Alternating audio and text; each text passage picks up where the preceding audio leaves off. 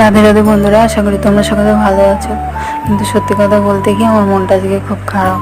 গাছটাকে বসিয়েছিলাম ডাল কেটে, পদ্ম গাছে 5খানা ডাল বেরিয়েছিল, কিন্তু তার মধ্যে একটা ডালে দেখি হলুদ হয়ে যাচ্ছে।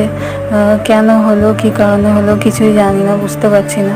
তো আমার যেটুকু মনে হলো হয়তো ফাঙ্গাসের জন্য হচ্ছে প্রবলেমটা। সেজন্য মাটিটা ভালো করে বার করে পরিষ্কার করে ওর মধ্যে ফাঙ্গিসাইড দিয়ে 2টো নারকেলের ছোবড়া দিয়ে দিলাম, আর মাটিতে একটু ফাঙ্গিসাইড দিয়ে দিলাম, মূলটায় ফাঙ্গিসাইড দিয়ে দিলাম।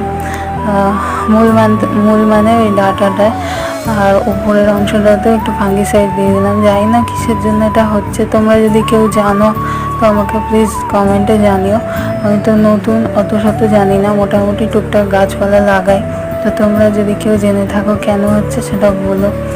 আর এটুকুই মনে হলো তাই করলাম, এখন জানি না গাছটা বাঁচবে কিনা।